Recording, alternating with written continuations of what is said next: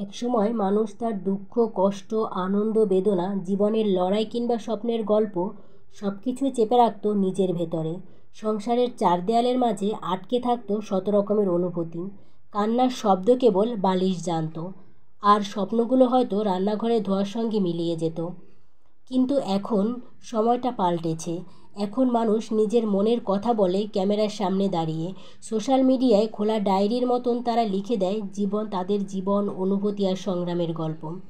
আপনি হয়তো ভাবছেন কেউ নিজের চোখের জল ভিডিও করে পোস্ট দেয় কিভাবে, কিন্তু একবার ভেবে দেখেছেন কি, এই যে নিজের মনের কথা বলা, এটাই এখন সময়ের চাহিদা। সময় বদলায়, আর সময়ের সঙ্গে না বদলাতে পারলে জীবনও পিছিয়ে পড়ে। একসময় মানুষ কেবল বাঁচত, এখন মানুষ বাঁচার সঙ্গে সঙ্গে নিজেকে প্রকাশ করতেও চায়, অন্যদের সঙ্গে কানেক্ট করতে চায়। নিজেকে প্রকাশ করাই এখন শক্তির পরিচয়।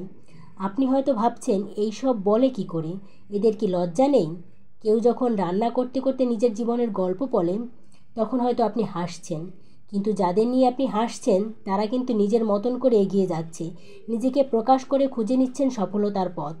তারা অন্যদের মন ছুঁয়ে যাচ্ছেন, কারণ সত্যিকারের গল্প, হৃদয়ের গল্প কখনো পুরনো হয় না। একটা সময় ছিল মানুষ ভাবত নিজেকে ছোট করে ফেলবে যদি কষ্টের কথা বলে। এখন মানুষ বুঝেছে নিজেকে প্রকাশ করাই আসল সাহসিকতা। ঠিক যেমন ডাইনোসর আর তেলাপোকা।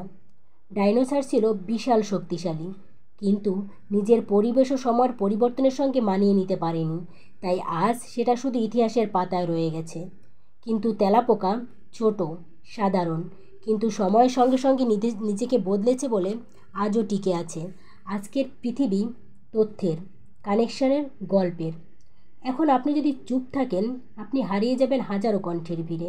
কিন্তু আপনি যদি আপনার কথা বলেন, আপনার বাস্তব অভিজ্ঞতা ভাগ করে নেন, তাহলে আপনার মতন কেউ একজন আপনাকে খুঁজে পাবে, নিজের ভেতরে সাহস খুঁজে পাবে, ভাববে আমি একা নই, আমার মতন আরও অনেকে আছে।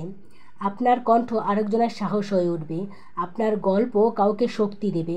তাই ভয় পাবেন না। ক্যামেরা ভয় পায় না, সমাজের চোখও ভয় পায় না। ভয়টা আমাদের ভেতরের, আর সেই ভয়কে জয় করতে পারলেই হয় এগিয়ে যাওয়ার শুরু। সোশ্যাল মিডিয়া এখন আর শুধু নাচ গানের জায়গা নয়, এটা এখন অভিব্যক্তির জায়গা। এই মাধ্যম এখন অনেকের জন্য থেরাপি, নিজের পরিচয় খোঁজার প্ল্যাটফর্ম।